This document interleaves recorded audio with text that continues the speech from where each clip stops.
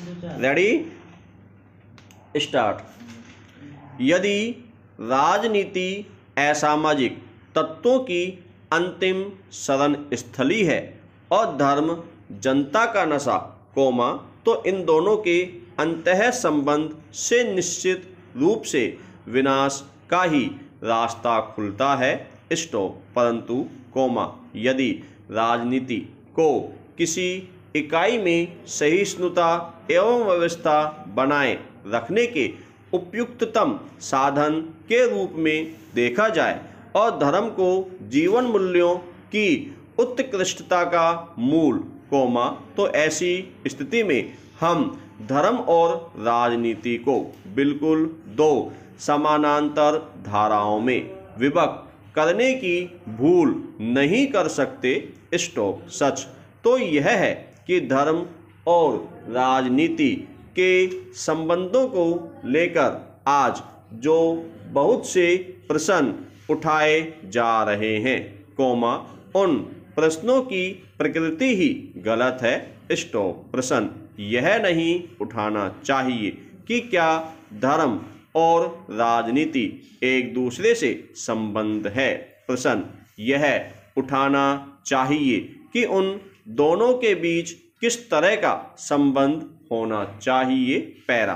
राजनीति को शक्ति की अपेक्षा होती है, चाहे किसी भी प्रकार की राजनीतिक व्यवस्था हो। स्टॉप। जब महात्मा गांधी या मौलाना अबुल कलाम आजाद जैसे लोग अपनी राजनीतिक सोच धर्म से प्रेरित समझते थे या कहते थे, तो उनका लक्ष्यार्थ उस धार्मिक स्रोत से बिल्कुल भिन्न था, जिसका बहाना लेकर आज राजनीतिक दल बना लिए जाते हैं या अलग भूप्रदेश की मांग की जाने लगती है। स्टॉप। गांधी जी सभी धर्मों के सारे तत्वों को राजनीति करने के लिए आध्यात्मिक मूल्यों के रूप में अनिवार्य समझते थे और अपनी इसी भावना के संदर्भ में वे अक्सर कहा करते थे कि धर्म से विरत राजनीति अकल्याणकारी होती है। स्टॉप। धर्म गांधी जी की दृष्टि से पृथकतावाद, चाहे वह भौगोलिक हो, सामाजिक हो या व्यक्तिक, हो मानता है। स्टॉप। इसी से गांधी जी पूरे विश्व को एक नैतिक राजनीतिक इकाई के रूप में देखते थे और विश्व नागरिकता जैसे सिद्धांतों की बात करते थे। स्टॉप। इस प्रकार, धर्म पूजा अर्चना, कर्मकांड और जीव भ्रम संबंध आदि तत्वों के अतिरिक्त भी अपनी अभिव्यक्ति देता है। स्टॉप। वह मूल्यों एवं सिद्धांतों की एक संहिता भी है, अर्थात धर्म अपने अनुयायियों के नैतिक अनुशासन का एक स्रोत होता है। स्टॉप। पैरा। धर्म आध्यात्मिक विश्वासों एवं अलौकिक धारणाओं की भी एक व्यवस्था के रूप में होता है। स्टॉप। अपने इस रूप में यह प्रगतिवादियों की आलोचना का केंद्र बनता है। स्टॉप। पश्चिमी देशों में आध्यात्मिक विरोधों की वजह से अनगिनत खूनी संघर्ष हुए हैं। स्टॉप। परंतु भारत में ऐसी एक भी घटना नहीं हुई है। स्टॉप। सुदीर्घ भूतकाल से लेकर वर्तमान समय तक, स्टॉप, हमारे यहाँ संघर्ष सांप्रदायिक कारणों से हुए हैं, धार्मिक कारणों से नहीं। स्टॉप। धार्मिक सहिष्णुता की दृष्टि से भारत की ऐतिहासिक व वर्तमान छवि निश्चय ही अत्यंत मानवीय एवं प्रतिम रही है। स्टॉप। पैरा।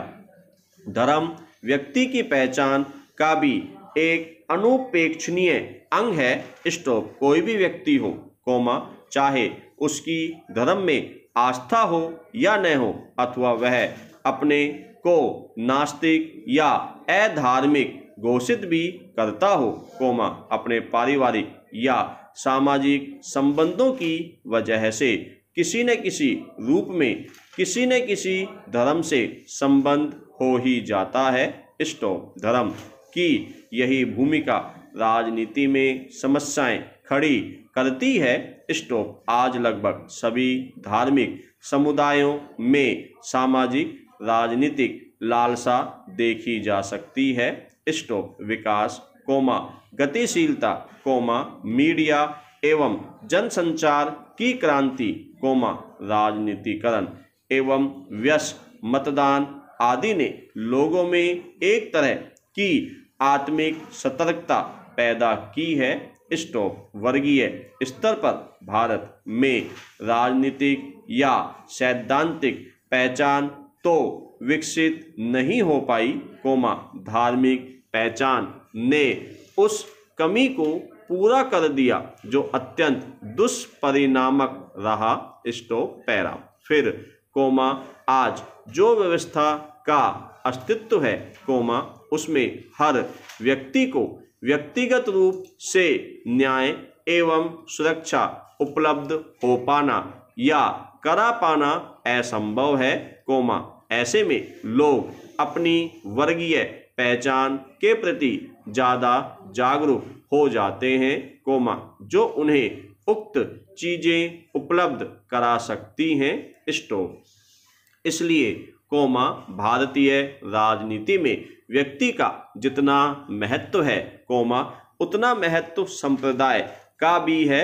स्टॉप। ऐसी परिस्थितियों में भारत में किसी भी तरह की धर्मनिरपेक्ष व्यवस्था तब तक सफल नहीं हो सकती, जब तक कि हम धार्मिक विविधता के सत्य एवं तदनुरूप उनकी आर्थिक एवं राजनीतिक भूमिका को स्वीकार नहीं कर लेते। स्टॉप। उदाहरण के तौर पर, केंद्र या राज्य स्तर पर तब तक कोई मंत्रिमंडल संतुलित नहीं कहा जा सकता, जब तक उसमें हर संप्रदाय का प्रतिनिधित्व न हो, अन्यथा, यह समझा जाएगा कि किसी संप्रदाय विशेष के साथ भेदभाव बरता गया है। स्टॉप। पैरा। इसलिए, समस्या यह नहीं है कि राजनीति, धार्मिक पहचान को स्वीकृति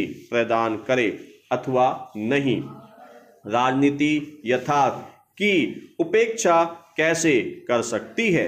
आज जिन प्रश्नों की प्रासंगिकता ज़्यादा है और जिन पर बहस की आवश्यकता है, उनमें प्रमुख है वे कौन से क्षेत्र हैं, जिनमें इन पहचानों को मान्यता दी जाए और उन क्षेत्रों में उनकी सक्रियता को किस हद तक छूट दी जाए। इन पहचानों को आपस में एक दूसरे के साथ कैसे संबद्ध किया जाए और अन्य प्रकार की पहचानों एवं राष्ट्रीय पहचान के साथ भी उनके रिश्तों की व्याख्या किस तरह से की जाए।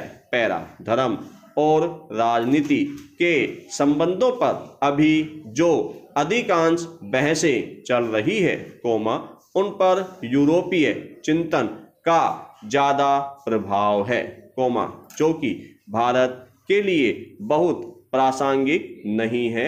स्टॉप। सबसे पहली बात तो यह कि भारत, यूरोप के देशों की तरह किसी एक धर्म के अनुयायियों का देश नहीं है। स्टॉप। दूसरी बात कि यूरोप के अधिकांश देशों का राजनीतिक इतिहास राज्य पर पोप के प्रभुत्व को का रहा है और आज भी अनेक देशों में क्रिश्चियन राजनीतिक दल सक्रिय हैं। स्टॉप। इस दृष्टि से भारत का अपना इतिहास ही अधिक प्रासंगिक एवं प्रेरणाप्रद है। स्टॉप। यूरोप से भिन्न, भारत में कभी भी धर्मतंत्र नहीं रहा, जहाँ तक हिंदुओं की बात है, कोमा उनकी परंपरा में ऐसी कोई आचार संहिता नहीं रही, कोमा जिसमें राजनीति को एकाट्य, कोमा दोष रहित या देवीय कहा गया हो, स्टॉप, बल्कि कोमा राजा एवं ऋषि की परंपरा सांसारिक एवं धार्मिक भूमिका में